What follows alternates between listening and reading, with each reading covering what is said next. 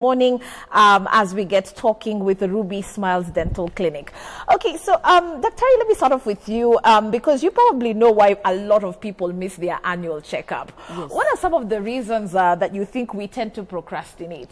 I think the first thing is dental anxiety. A lot of people experience anxiety, which is, dentistry is not comfortable. Sometimes, people are scared of drills. Maybe you've had a horrible dental experience. You had a feeling or whatever done when you didn't have sufficient anesthesia. So this might cause anxiety. Sometimes, people put off. You put off the appointments because you don't think there's any importance to it, and you wait up to the day you have pain. A lot of patients will show up at the practice, they're like, I have not slept. That is quite a common thing.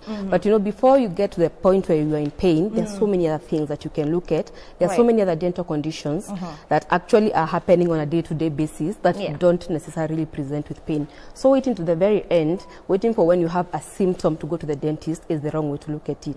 Yes.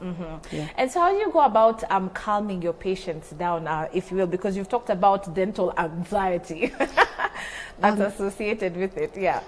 In most cases it's not so extreme. If it's not extreme, we can come up with a few mechanisms to calm down the patient. And then the first thing is, if you're experiencing anxiety, talk to your dentist.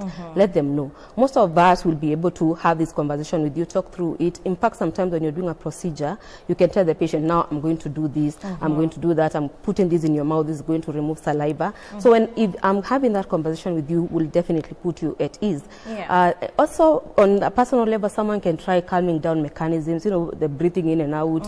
If you're into meditation and such things, you can try to do that. That will definitely calm you down. Most practices, you'll find that they can play music or some movies or you can even use your headphones. To distract the patient. Exactly. So such things can calm you down. But in some cases, when it's on the extreme side, you might want to, from a professional point of view, you might want to medicate the patient. When you see like this patient, there's nothing that is going to work on them and they really need dental treatment. So you can use medication. You can actually medicate like an hour before the procedure or even the night before the procedure. And now in more extreme cases, you might have to use sedation, this conscious sedation. The downside is that it's a bit expensive. A few practices have it in Nairobi. But if this is affordable to you, it's something that would be advisable to be done. Okay. Yes. Okay.